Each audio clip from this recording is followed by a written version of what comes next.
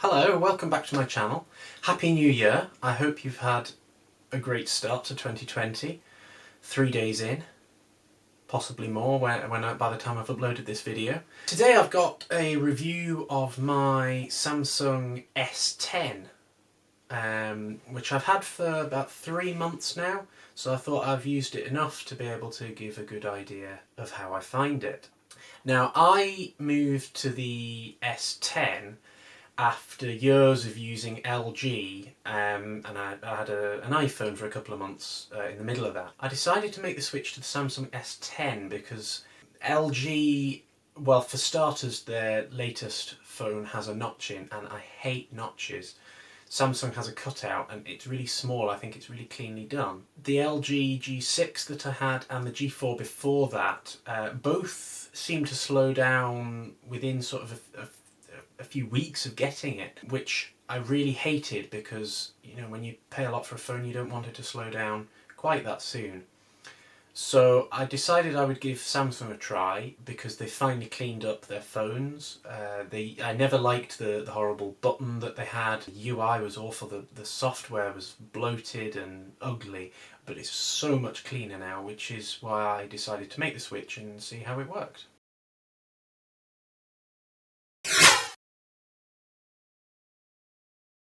So this is the S10. I've got a skin on mine, so it's not actually see-through.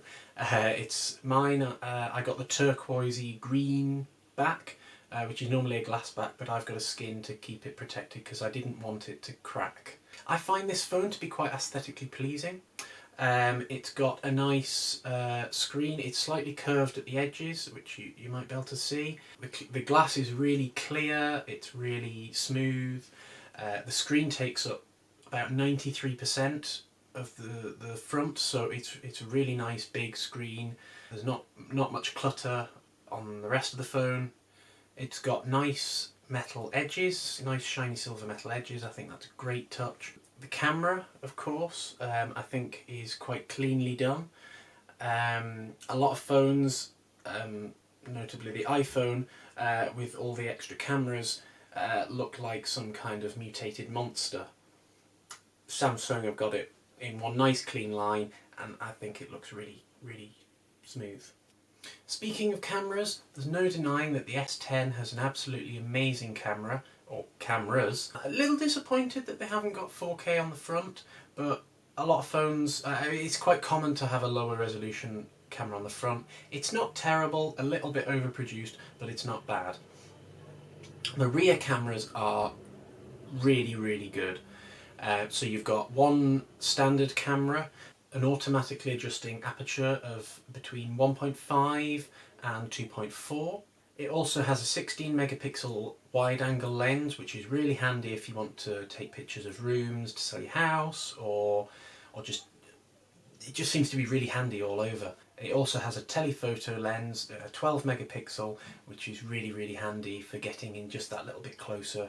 It's effectively a zoom lens, and I found that really handy. So here is an image I took earlier, and here are several more.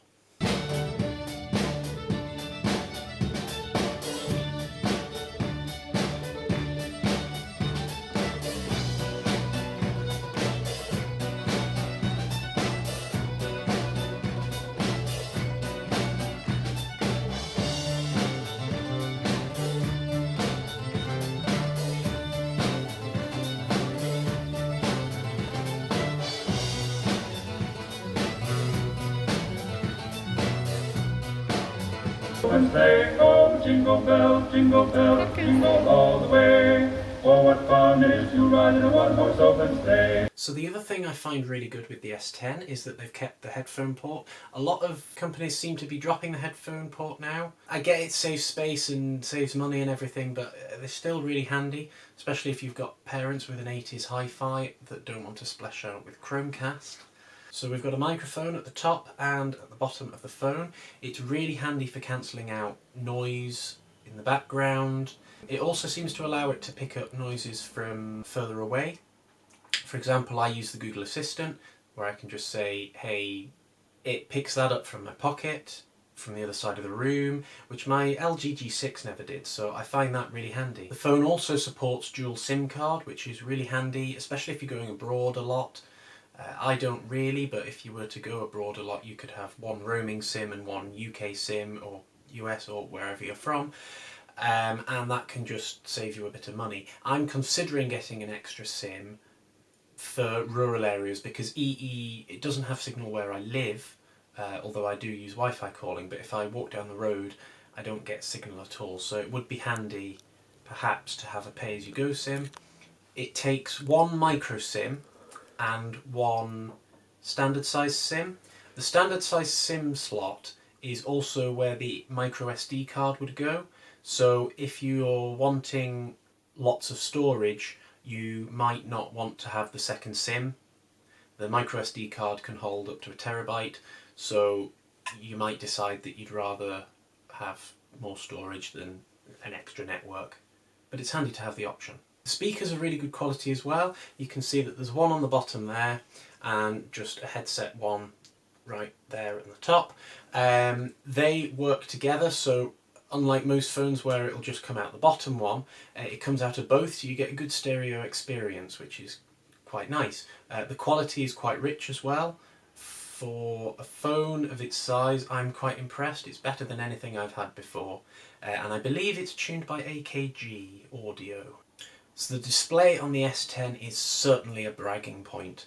I think it's better than anything I've seen of its generation of phones. I've seen the iPhone 11, I still don't think it's as good.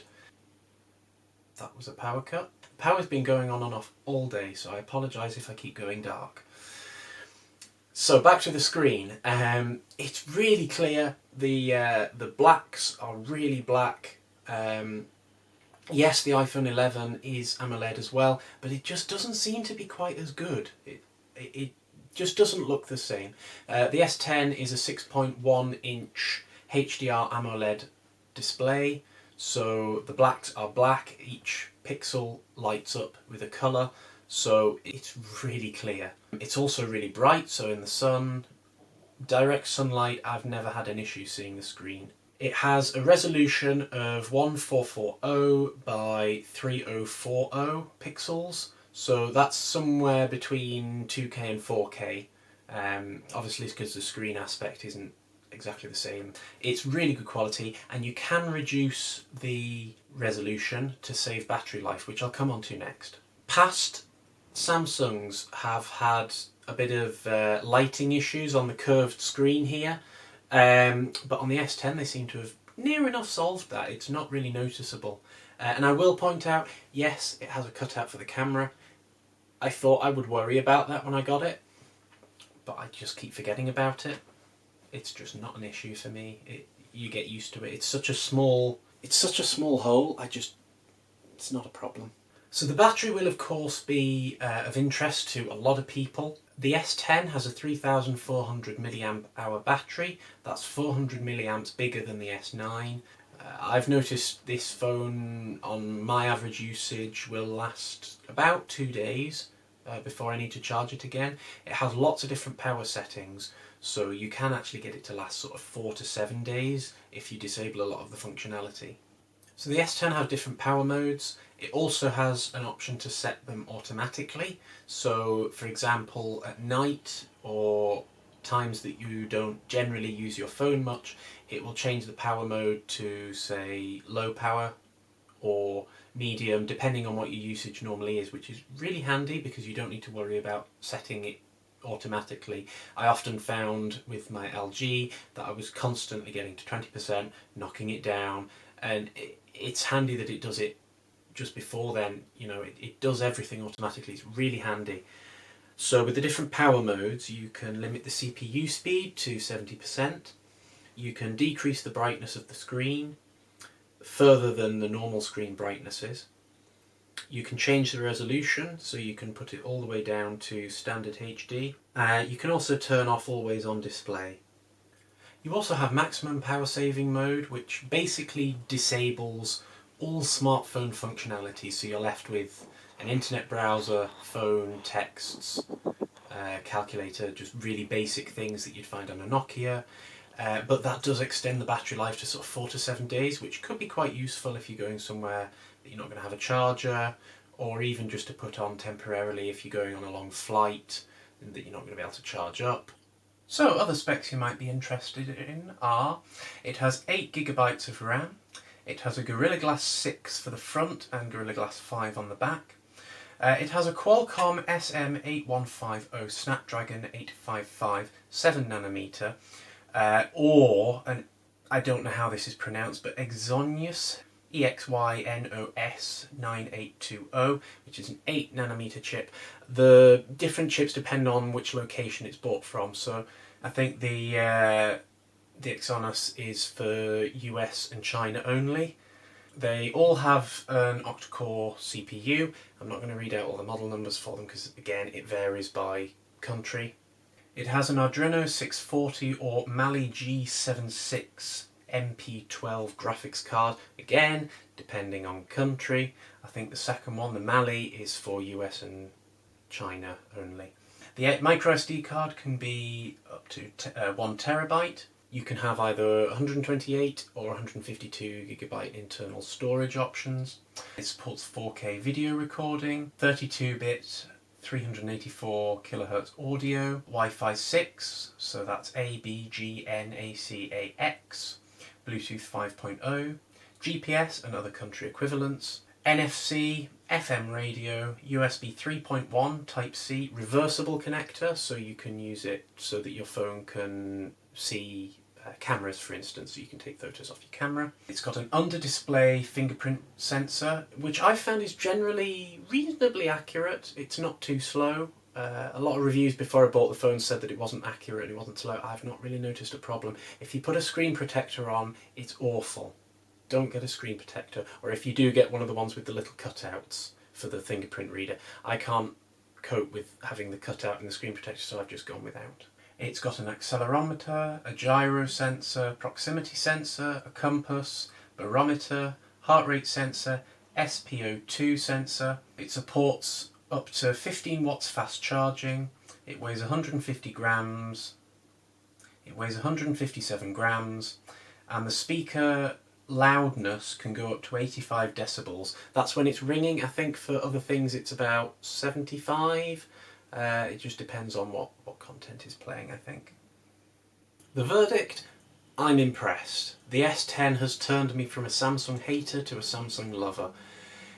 I've generally fallen out with my phones in the past after a month or two of use. This one I've had for 3 months and I'm still loving it. It's still really, really snappy. No slowdown problems at all. Camera quality is great. Sound quality is great. It doesn't crash. It's amazing. I was also lucky enough to get the Samsung Galaxy Watch Active with it for free, so I've done a review of that which you can see here, or wherever I decide to put it in the edit. I hope you have a great 2020 and I'll see you next time. Bye! There's far more I could say about the S10, but I want to keep this review short and sweet, so I might create another video in the future with some fancy features of the S10. If you want me to do that, please give me a like, subscribe, hit the bell icon so you'll be notified when I release more videos, and I'll keep you up to date. It's nice to know that people want more content from me, so those likes are important.